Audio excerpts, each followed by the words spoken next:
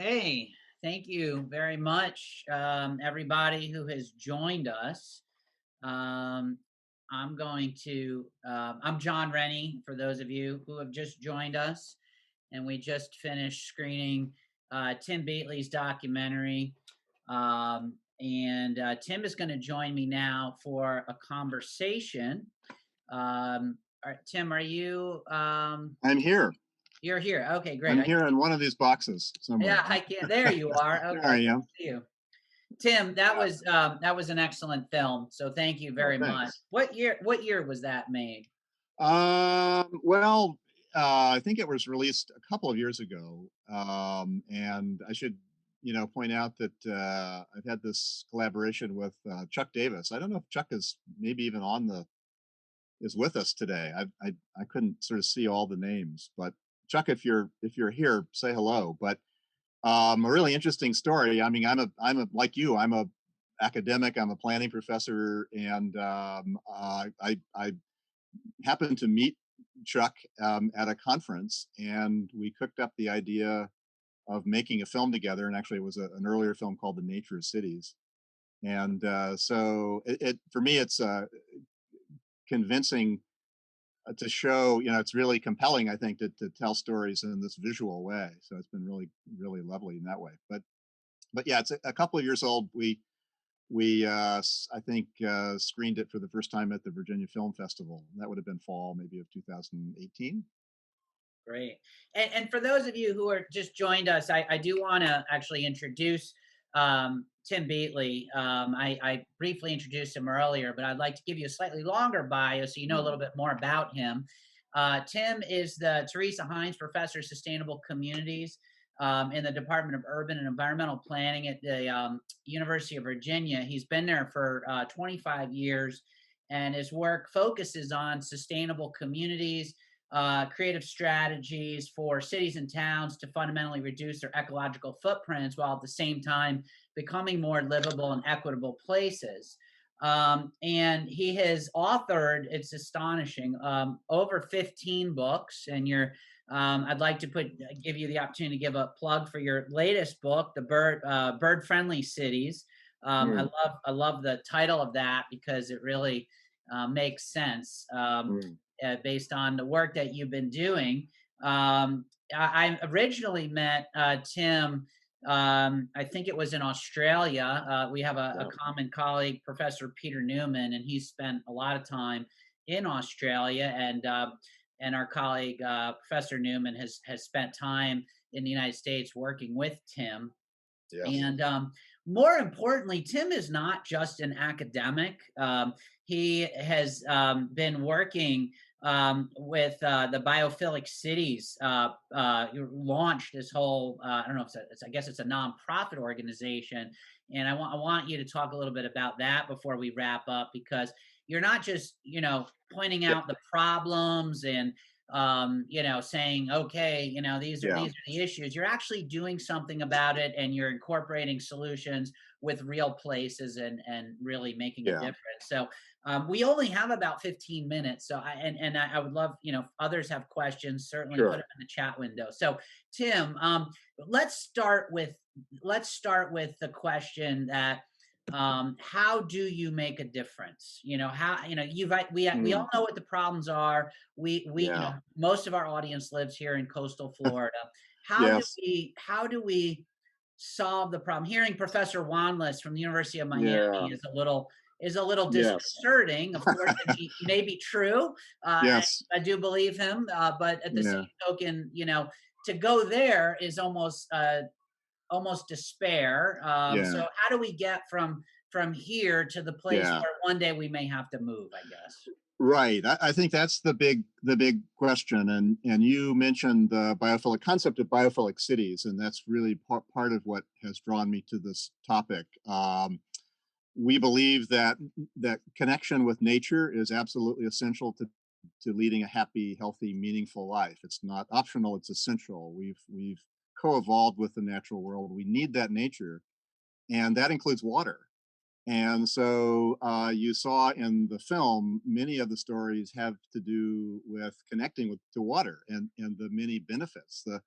the delights, as I sometimes say. There's a delight and the danger, and we have to sort of, figure out how to constructively balance those things. And so you're absolutely right. When you listen to Hal Wanless, it does sound pretty discouraging, right? How do you deal with 7 to 30 feet, as he has told us, that even in 100-year time frame, and then even higher levels later.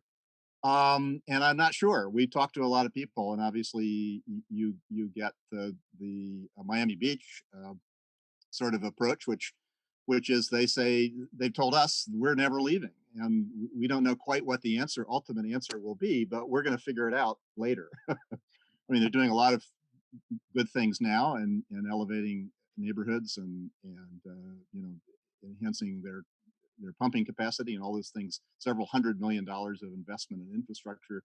So I think in the short to medium term, there are many things that we can do to adapt. And I have to give places like Miami Beach credit for actually. Mayor Levine was referenced by Hal. This is a mayor who campaigned on dealing with climate change. So I have to give a lot of credit to people like that. So there are things we can do in the short term. Longer term, we have to continue to figure out some of that strategy. Some of those approaches will have to involve retreat. I think, as Hal Wanless is suggesting, we may have to give up on some places. We may have to be smart. We may have to pick those places where we want to be for 500 years. I don't know. I'd love for your viewers in that part of the world. I'm sure there are strong opinions one way or the other, but I think we have to be cognizant at least of what the conditions, what the trends and facts will be in South Florida. But there's no question we need to connect to the marine environment. By the way, I'd love for folks to find out more about this concept of biophilic cities. We have a webpage, biophilic.cities.org. And we actually have one movie. We have a series of short documentary films. One of them about rewilding New York Harbor, which is and actually some stories that didn't make it to the film. So we have a new little film about Gotham Whale, which is this nonprofit in New York City that's getting folks to look for whales, and that tells the whole story of the returning humpback whales, the whales in New York City waters. A wonderful story. So I So don't have the answer, John, but there are many things we can and should be doing right now, and that's one of the things. Something we did capture in the film. I think a lot of people and cities are paying attention to this and doing what they can in the short term to address these issues. I see a couple of questions in the chat Okay. window about the concept of, we have different geological conditions than Right. Rotterdam. We live on a limestone Right. bedrock that's porous and Right. sand. And then also, kind of how do you address hard infrastructure that, can't float per se, Yeah. power plants and things of that nature. What Yeah. these are really important and existential questions, but where do we start, and how do you how do you address these issues in a place where there's some public acceptance of these issues, but not necessarily widespread education on these issues? Mm. Yeah, I'll be interested to hear what you all are recommending in your report. But yeah, I think your conditions are different. Obviously, building seawalls will not work, right, in the same way that they might, at least in the short term, in other places. And you can't build a Moses, style, a Venice set of sea gates, for example. So in the long term, again, there are many short term things that we can be doing, setting back as much as we can, moving as much as we can to higher ground, and incorporating a lot of resilience features into the things that we do build. which is something you're starting to do in South Florida. That means elevating, raising that first habitable floor, and imagining that ground level is something that's going to be flooded multiple times. So designing it with materials that'll be durable in the face of those kinds of flooding events. You mentioned infrastructure. I think we're going to have to profoundly rethink the nature of infrastructure. That means more distributed energy systems. It means photovoltaics and things that will allow for buildings and structures to be habitable. After after the grid goes down or following a big event. This idea of passive survivability is going to have to be even more important. So I think it's all those things, and I think again, back to the biophilic design and biophilic cities vision. We hope that many of the things that could be responses to hazards and long-term sea level rise would also be things that would enhance nature. So that's a big part of the answer, I think, is doing what we can with nature-based solutions, regenerating the natural systems. There's a tiny little reference to mangrove forests and mangrove wetlands in the film. More that we can do to protect and restore the natural resilience of the region will really benefit. Will really be important to do, I think. So those are some of the things maybe to start with. So I was struck by the part in the documentary where you were standing at the parking garage in Rotterdam, and we're talking about the need for multitasking Yeah, infrastructure. And my colleague Billy Fields and I just wrapped up a book, which I think you've seen, an advanced state copy of it, called Adaptation Urbanism.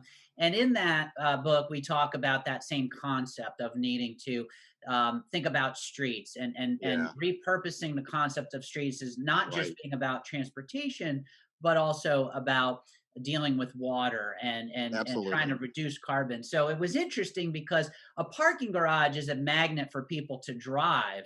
Yeah, In this COVID era, we've seen a lot of decrease in carbon emissions, due in part because a lot of people aren't driving as much. And I'm right. wondering, if you have any thoughts, I guess, on um, have we lost the battle with trying to curb carbon emissions, or can we as cities do a better job Yeah. in not just building adaptive infrastructure, but at the same time still trying to mitigate carbon emissions?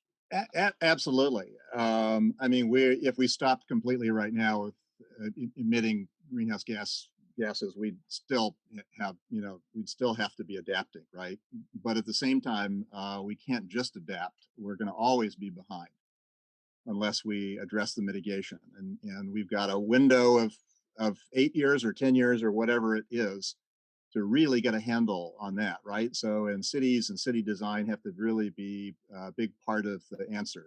We can, and if we want to, we can dramatically reduce our carbon emissions. And so the part of the story there with the discussion with the mayor of Rotterdam, it didn't make it into the film, but they're doing all these wonderful adaptation things, but they also have a very impressive set of targets for reducing greenhouse gas emissions, and they see that as important a thing to do as the adaptation. So absolutely, and you're right that that example of the parking garage is one that sort of assumes people are going to be driving. That's what that in parking, but especially during COVID, right? We've seen this desire to get outside and be outside, and cities like San Francisco and Oakland creating slow streets, and I don't think we're going to go back, right? We've got Paris and the idea of the 15-minute city, and all these things are many of them are going to be permanent, and so that street we're going to continue to push those other uses for that street, right? We already have some really wonderful examples of cities like Portland that have more than 2,000 green streets where they're using, they're converted portions of roadways to stormwater collection systems, the concept of a green street, a biophilic street, a street that will be as much about bird habitat and trees and nature as about driving a car. It'll be more about walking and bicycling and all the things that you're arguing for with this adaptive um, urbanism. So I guess I'm hopeful in that way. We're as terrible as the pandemic has been and is. If there is any silver lining for me, it's that in some ways rediscovered the essential role that nature and outdoors and walking and strolling, all these things have been remarkable, solve and balm and therapy for us in this tough time. And I don't think we're going to go back completely. Tim, we're pretty much out of time. I need to move Okay. on, but in the last bit, I want to ask one last question, and I put in a link to biophilic Okay. Great. Tell us about, we have a lot of professionals on this in this meeting who work for local governments or who advise local governments. What is the benefit of being a member of Biophilic Cities, and how do you become a member? Yeah. So you can be the network is different. It's like three networks in one, really. We have several thousand people who are members of the network just as individuals, and so you can go to the web page and sign a brief pledge, and you're a member. The same for organizations. We have several hundred, and the level of a city. We have actually 24 cities now that are official partner cities, and there's a protocol for joining. It's a little bit more entailed, and there has to be a city council adopted resolution or proclamation stating the intent to join the network and become a biophilic city, work towards becoming a biophilic city. The benefits are many. Like any network, it's about sharing information and inspiring stories. We do that in lots of different ways. We have an online journal called Biophilic Cities. We make these short documentary films. Beyond that, we have cities in our network that are hosting visits from other cities. We have long-term agreements to work together. All kinds of ways that this network is helping to push the needle, and it really is a global movement. I would call it. So this recognition that we need to be designing and building cities in a different way, and nature can't be an afterthought. Nature has to be at the center, really, of everything that we do. And so that's really what the network is about. And the cities are inspired by each other and motivated by each other, and really pushing forward remarkable things. They're different things in different cities because the opportunities will be different, the nature will be different, but it's really a remarkable movement that we see globally. Tim, thank you so much. When all of this is over with COVID, I want you to still come back down here to Florida. Yes, And I like that. I really love the work you're doing. I want to get more involved with Biophilic Cities and That would encourage be great. others in this region and this state to do the same. So I wish we had more time with you, but we got a pretty packed Yep, program. you So thank do. you. I'll let you continue. All Thanks for right. showing the movie, though. Appreciate it. Thank you Look for forward to doing the this. discussion. Okay. So our next, the next set program, we're going to shift into another documentary, and this time we're just going to see a quick trailer for it called "The Coral Project." I'm just going to introduce really quickly. Jonathan Payne, who grew up in West Palm Beach, is an educator and filmmaker. He's the executive producer and oversees all levels of production and marketing for Payne Productions. In 2020, he released the Coral Project, which follows the Palm Beach Day Academy's 8th and ninth grade students during the 2018-19 school year on a year-long endeavor as they tackle climate change and a current environmental issue, which you'll see in a minute, which is based on the decimation of the coral reefs. The film documents every step of the journey, educational methodology, research alongside experts, students fragging and growing coral, awareness and outreach efforts in the Palm Beach Day Academy community and beyond. Another recent project that Jonathan Payne led was a podcast called Chillingworth, which was fantastic. I listened to the whole series. It was released in June of 2019. In that, Jonathan and his partner, John Mass, were the creators, hosts, and executive producers.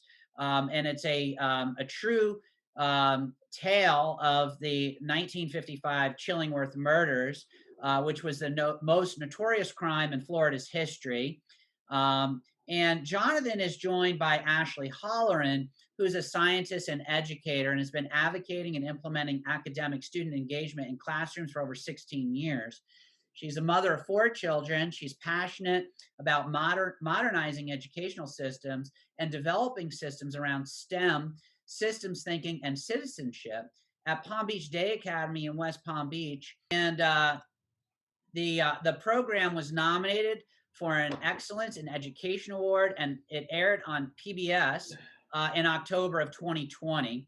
In January of 2020, Ashley joined educational colleagues at the Sarasota Institute to lead a discussion focused on the betterment of our world and education system in the year 2035.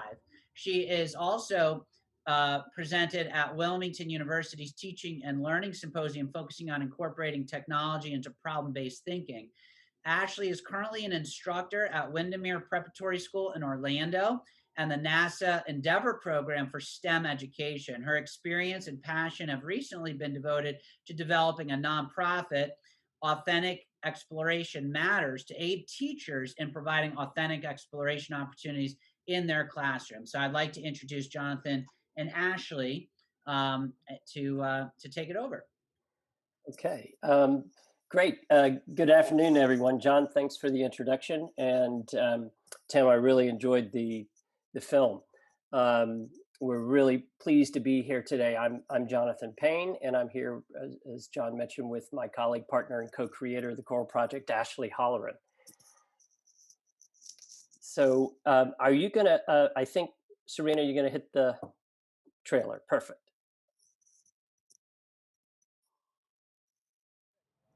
Growing up in Palm Beach, I've always been in the ocean and at the beach. I've never really understood how much of a global problem this coral reef issue is until now. If we get this right and all of the coral grows at the rate that we're expecting it to, we could rebuild the coral colonies with a little help from the Coral Restoration Foundation and save the world.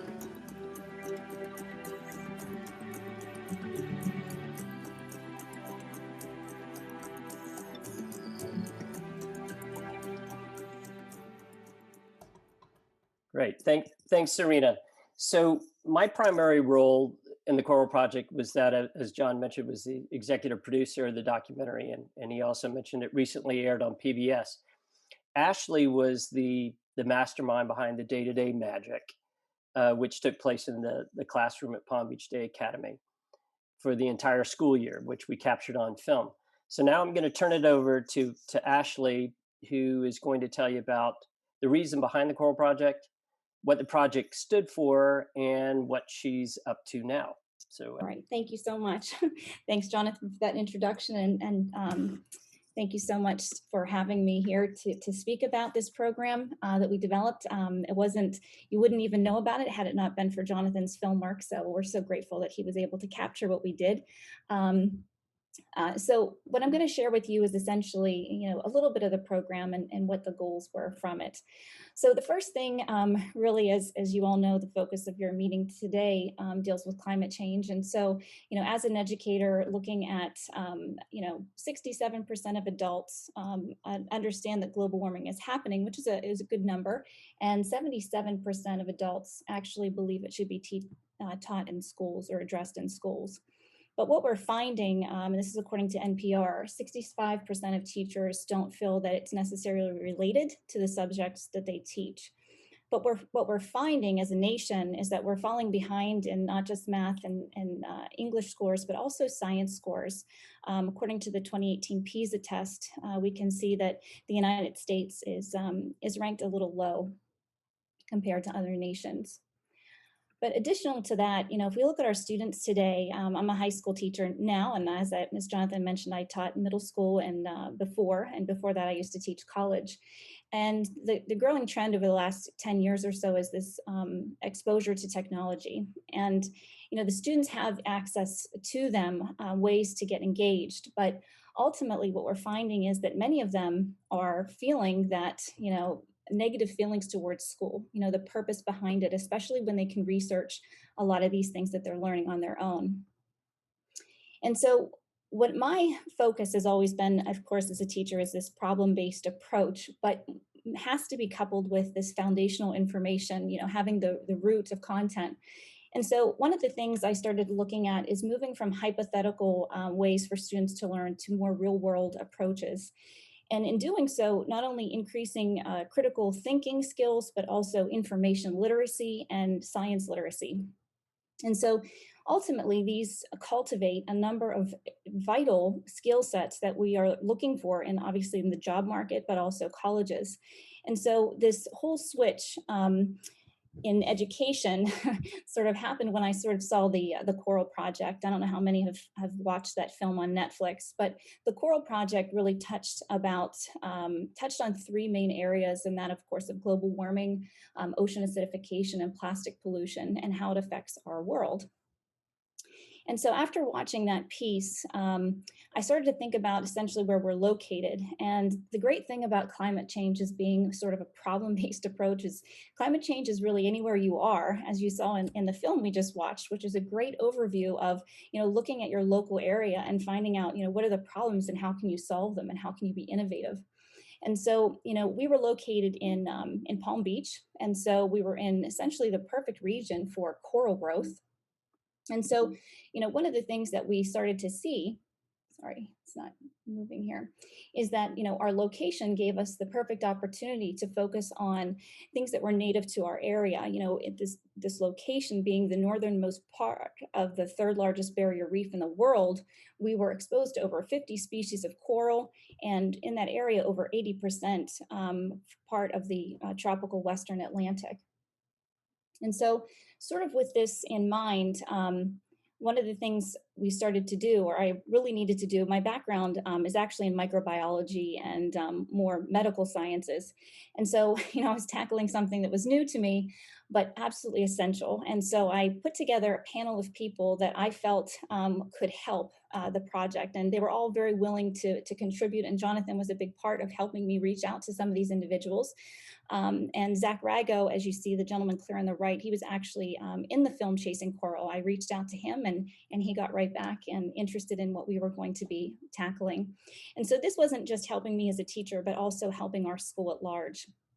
And so Dr. Gregory was a local a veterinarian and owner of the Reef Institute, and he helped me sort of come up with a way that we can incorporate research into our classrooms and let the children be exposed to the ideas of how we can be innovative and how we can tackle these local issues that have global effects. And so together we wrote a grant, and we were awarded a grant from the Annette Urso Ripple Foundation. And that grant allowed us to really convert an empty space into a beautiful marine science lab for our students. But through the process, it really challenged me specifically to really think differently and unlearn a lot of the habits we have as teachers and sort of let go on a lot of things. And sort of innately, teams started to develop. And what I mean by that is, every student has certain interests and skills that they have or that they possess from whatever experiences they've had or interests of the things that they want to learn. And so I started to look at what they wanted to do or how they wanted to be a member of the project. And these categories naturally evolved. And so I'm able to put this together after the fact, but please understand during this, I did not have these skills necessarily orchestrated.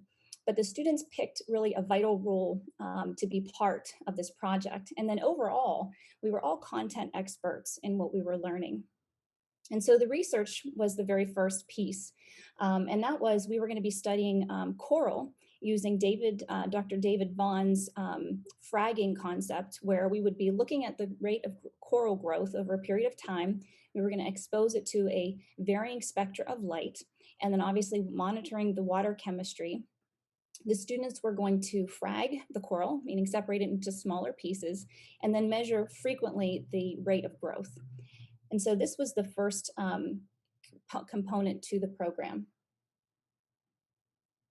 And so these are the coral fragments that each student had to monitor over the course of the months that we had them. Now, in addition, I was teaching biology and chemistry here, and so it was just extremely important to incorporate as many opportunities for my students that they could understand the foundation of why we were studying the coral and how it impacted the environment. I also brought in some chemistry labs that I felt would also relate to concepts such as ocean acidification, so that they were seeing a purpose to what we were doing in our classes. And so this really allowed me to work also with my sister who works for Wilmington University. She is a instructor there in English, in the English department. And one of the things she's always focusing on is this information literacy piece. Students need to read and really understand what they're reading. And so we were exposing them to a number of research papers so they could understand that kind of an innovative methodology behind research. But then we also had our building and technology students that really were interested in the innovative part of design. And so I had reached out to the Coral Restoration Foundation's program because they had what was called the Plastic Free Tree Challenge. They were challenging students to come up with an alternative to their plastic free trees. And so our students decided that bamboo would be a different material to use, an alternative material, but we of course had to test it for its durability. And so we had this idea of, testing our bamboo in the water in different salinity levels and monitoring it over a period of time. And of course, this allowed them to be exposed to problems that came about, really rethinking the whole system. The students were also challenged to really reflect on what they gained from each day and each exposure to the research that we were pulling.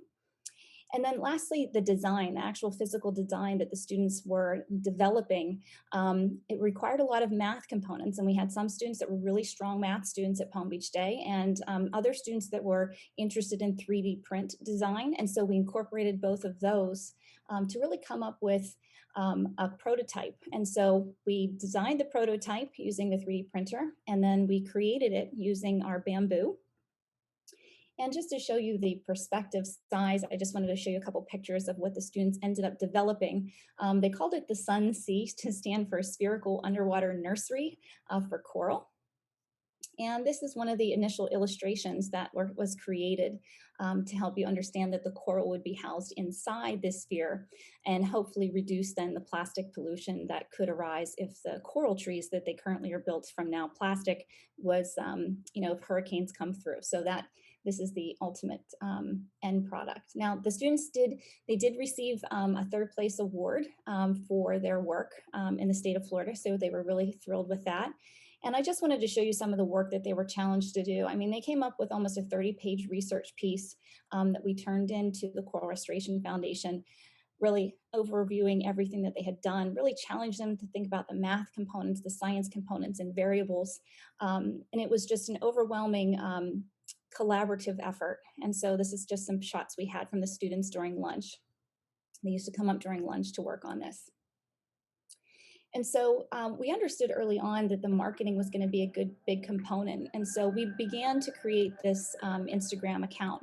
And the students' photos that you're seeing here, these are pictures taken by the students. We had some students interested in photography and marketing. And so this is some of the illustrations that they were able to put together to help share our message.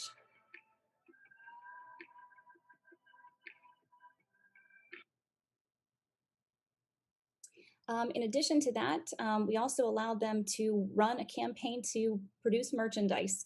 And they approached a local store up the street from our school to sell the merchandise so that we could essentially have a brand, make a profit, and then also donate those funds to the Coral Restoration Foundation. And that was very successful. And it was a really great opportunity for the students interested in business and marketing to get involved. With Jonathan's help, we also developed a 10 series podcast. Some of our students who were interested in podcasting or journalism ran the 10 series podcast, which was a wonderful way for the students to engage others and then also spread our awareness campaign. Here's just some other pictures. One of my most vital teams was my scheduling team, and this group of girls was essential in helping me sort of orchestrate exactly what would be happening, because it's as you can imagine, there's a lot of moving parts. Helping me schedule some awareness pieces and activities. Our students also did TED Talks at our school. We planned events for our kindergarten students to visit. I also put together a STEAM camp so that we can engage the younger children in what we were doing. So it wasn't just our classes, this became a whole school program to help educate the students on what we were doing. We had opportunities to share our message in our community as well, presenting at the Ann Norton Sculpture Gardens. And we invited a number of guest speakers to the school. And Zach Rago actually was really pleased with what we had done. He offered to come to the school and congratulate the students and see what they had accomplished that year. Just to get to the end here, we also had the Miami Youth Climate Summit that happened to fall during our spring break, and yet the students attended. So, the first day of spring break, we were on our way in a little minivan down to the Miami Youth Climate Summit to learn a little bit more about what was happening in our area.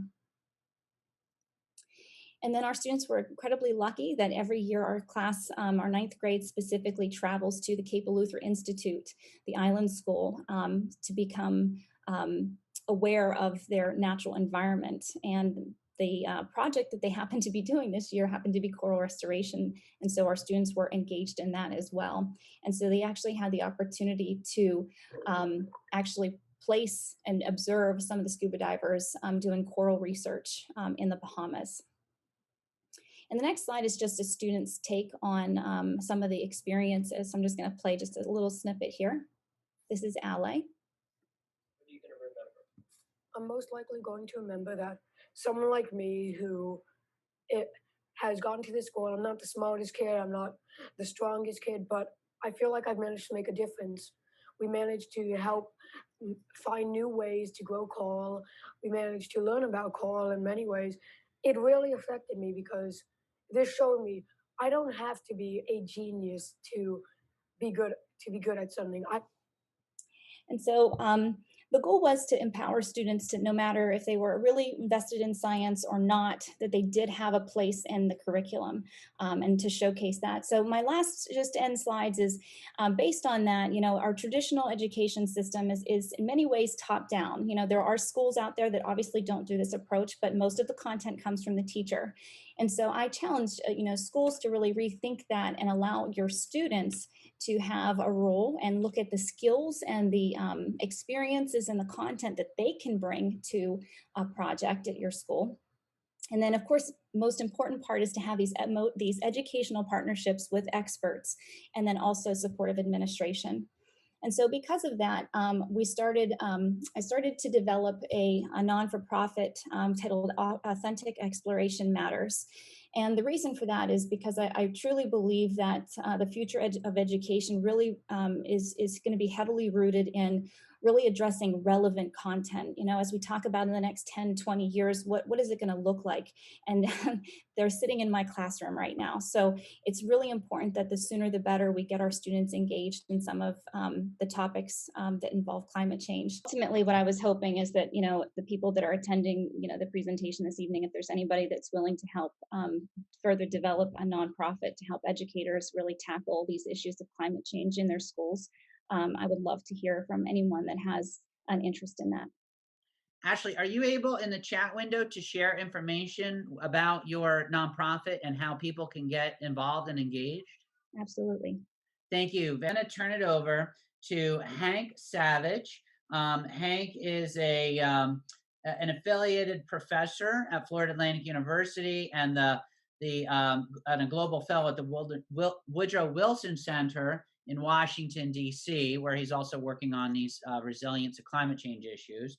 And we also have Josh Soslak, who's an internationally recognized expert on climate and disaster resilience, who's also a professional affiliate at my center, CUES, at FAU.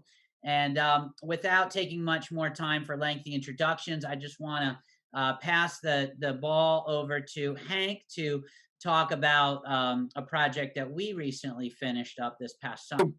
Thank you, everybody, for the opportunity to present to you. It's been terrifically informative, and I hope I can do our work justice. And the work is by John and Josh and John and me, and it focuses on South Florida. So I'll kind of introduce the next slide to you here, and I'm limiting this to just 15 minutes. Just briefly, just to give you an idea, South Florida is a major American asset with 6,000 square miles, over 6 million people, and over $337 billion personal income annually. Its GNP is greater than that of many nations in the world. Our combined property value, and this is often what's at stake, of course, lives and property, is $833 billion. And we are the 73rd largest urbanized area in the country. And you see here our GNP is at $354 billion. And that's 37% of the state's GDP. So we are a major player in the state and an important player in the state. We contain 30% of the population, and we help elect legislators and governors and sometimes presidents occasionally.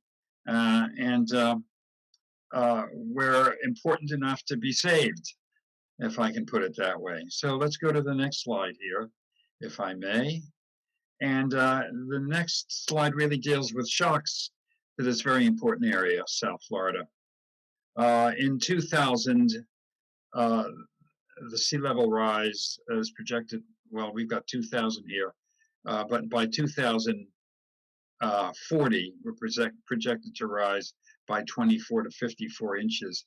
I noted that in the slide, in the earlier slide, using 2000 sea level, we are projected to rise 10 to 17 inches by 2040. I noticed in the last film presented by Tim that one of the participants indicated that we were going to rise, geology professor, I believe, at University of Miami, by a foot a year. So this is a little bit less than that, but these projections change rather rapidly. In any case, we're rising, and it's not going to stop. You can see by 2110, will be 136 inches above the 2000 level estimate. So we're moving very fast, and the world is not stopping for us. At tide levels, over 2,000 square miles lies very vulnerable in the flood zone. It's an estimated $145 billion in value at 6 feet above tide levels. I should say the first was at 3 feet above tide levels, but at 6 feet above tide levels, 4,000 square miles are subject to flooding at $544 billion. So these are numbers that roll off the tongue. You'll forgive me for kind of iterating this or reiterating it so often, but there's a great deal at risk here. And this doesn't even account for the so-called king tides, and they're growing as well. It only occurs about a half dozen times a year, but it averages about 2.89 feet.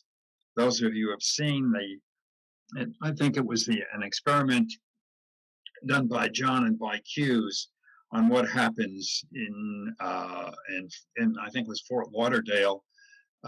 Was it Fort Lauderdale, John? You there? Okay, you're muted. Yes, yes. But what happens in Fort Lauderdale is at a mere 3 feet is astonishing. And of course, we're due to go higher unless we do something about that. So next slide here. And this is just a picture of hurricanes and storms. This doesn't even take into account sea level rise. So we are the natural site, as everyone knows, for hurricanes and storms. And 7 of 10 hurricanes have reached category 4 or 5, which means 130 miles per hour or more. These storms are hanging over our territory and other territories for longer and longer as the years go by. So the average was about 10 hours for 3 of them and 16 hours for 10 hours for most of them and 3 of them for 16 hours. And of course, the longer they hang over an area, the more inundated that area becomes. So storms are growing not so much more frequent, but certainly more in intensity and more in flood capacity and in over land. And of course, the damage done is enormous. Over $6.7 billion in damage to the state of Florida, and $67 billion in damage across the nation. So that is very considerable in terms of the cost of this result of climate change. So let's go to the next slide here. And the next slide just gives you an idea of what we've incurred over the past 30 years or so, and the different categories of hurricane, as well as the billions of dollars. This is in millions, but of course it reached 21 billion here in damages over the years. If we could just go down to the end here, because is this the last one, Serena? Down here to Irma. Let's go back to that one. Let's go back to Irma.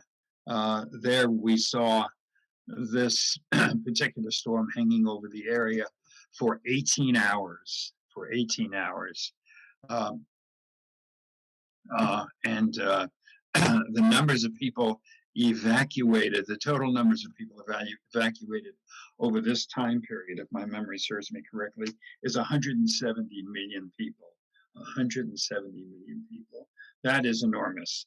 That is roughly half the population of the country. Of course, this means a few evacuations, so people may be evacuated multiple times.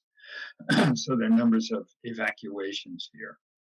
So let's go to the next slide here. So there are numbers of studies that have tried to ascertain the level of property damage, I think, caused by these storms and by sea level rise and by these perigean tides. Excuse me. One study is called a kind of a long-term horizon study about what happens over a period of 10 or 20 years and what happens to property during that time. And it's pretty well ascertained that sea level property, 1 foot, after 1 foot of sea level above sea level rise, discounts at 14%, all the way to the higher the level of property, the less the discount in selling that property. So there's a good deal of money over the years to be lost to property owners who are in close to flooding risk. Another study, more recent study by Keyes and Mulder, look at low risk versus high risk census tracts. The low risk census tracts being at elevated levels, of course, and the high risk census tracts being at lower levels and subject to recurrent flooding. So here we can see that there's an effect on sales. There's an effect on numbers of transactions by those in those sales of high risk category. The lower the risk, the higher the number of transactions. And this was done for the entire coastal areas in Florida. It's a very recent study. Excuse me. So there's a real impact here on property owners and on possible evaluations of property. So what do we do about this? Last slide here, please. So what do we do about this? There's a way to plan for this. There's a way in which government can take. Can we move back? Or, okay. There's a, Serena, can we move back to these various models of planning and of governance? One is a top-down model, which is a kind of an effort imposed by the state to get decisive decisions. We call it authoritative and binding decisions, binding and authoritative decisions. Another is a kind of an umbrella authority that can be created across different territories and across the territory of South Florida. It's a kind of an additional tier that will be, that in fact serves as an additional governance tier across the four counties in South Florida. A third is a different model, a kind of decisional model for planners and for policymakers, and that is a kind of a complex network. That is to say, the individual localities form networks and send representatives to a central decision-making body that then takes authoritative and binding decisions relative to either the mitigation or the prevention of sea level rise. I mean, we heard Tim Beatley earlier talk about various measures that both the Dutch have taken and that we have taken over the years, but one needs a governance or a planning structure by which those measures can be undertaken. So these are, I've just thus far presented three models for that: a top-down, a kind of a mixed umbrella tier, and finally a kind of complex, not finally, but the third model being a complex network whereby representatives from the affected localities then form a decisional body. And then the last model really mimics the current compact on climate change in South Florida. Those of you familiar with South Florida know that the affected counties the four counties have created a compact or an agreement on climate change. The thing is, they can't do anything about it in the absence of a complete unanimity. So this model really says that we can't go for complete unanimity, but we can do something that enables the locality to establish authoritative and binding decisions, and that is perhaps at least the vote of 2/3 of its members. We currently have nothing that will impose a kind of authority or a policy or planning authority on localities. Everything is left up to existing localities and counties. And the only thing the current compact can do is offer advice. Thank you, Hank. Thank you. I want to invite Josh to share his thoughts, because Josh has been very much at the forefront of trying to figure out solutions, working with governments and private industry. And so, Josh, based on these different frameworks, what are your thoughts for South Florida as a realistic way that we can move forward from a governance standpoint to deal with some of these really difficult, challenging issues of sea level rise? Thanks, John, and thanks, Hank. I think it's really important to look at this from a perspective of, what's the problem? We know we have a problem. Hank laid that out. We know the solutions are economically critical. And the answer is going to require a new model of governance, one where, different municipal governments who are responsible for land use decisions can actually work together. And that's the challenge that we have. And in other places, when you go to look at the Netherlands, where all of the infrastructure and those decisions are made top down from the federal government, it's easier to do that. The Dutch water boards have been around since, the 13th century. So they've been around for a while. No one's got to make that political decision. In Florida, that's much harder, because what we're saying to elected officials is, we want you to give up some power and share that power with neighboring jurisdictions. So that is difficult. We've seen it in other places in the US where the state has come down, and Hank talked about a couple of those models, either the federal or the state government, and made decisions around thinking about, things like water. Louisiana has a state water plan. It took 3 governors to get there, but they're actually talking about giving land back to the Gulf. The answer is not, we're just going to move out of South Florida, but it's also not that we're just going to live here the way that we always have.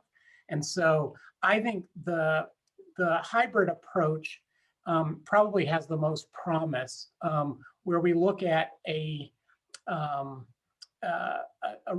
regional authority that has certain powers, that we don't try to take all the power from the local jurisdictions, but we understand that in certain kinds of decisions, trade-offs are going to have to be made. And one of the participants made a comment earlier in the question box about how do we ensure equity in some of these mitigation issues, some of these adaptation issues. And I think that's another value that we have to put into that process, is we have to look at what happens to poor jurisdictions and underrepresented communities, because we have to look at this holistically. And so, John, I think the short answer after my very long answer is that everybody's got to kind of work together on this. And the best way to do that is to help people understand the value of that cooperation, the return on investment that is greater than what individual jurisdictions can do.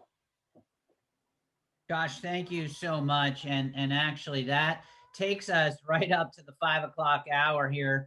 And I just, there's so many questions I want to ask you and Hank and Ashley and Jonathan, and more questions for Tim Beatley. And clearly, an hour of conversation was not enough after, watching the excellent documentary by Tim Beatley and the excellent work that Ashley and Jonathan have been up to. But we will distribute this recording. I believe we've recorded it, and we hope to have more events like this in the near future. So I want to take the time again to thank you, Josh, and you, Hank. I want to thank Jonathan and Ashley and Professor Tim Beatley and all of our guests. We still have 52 guests with us right now. I think at one point we had almost 100 folks joining in. So again, my name's John Rennie. And please, if you're not a part of our newsletter, go to our website, qs.fau.edu, and you'll get more information about upcoming events that we'll be doing. And everyone have a wonderful night.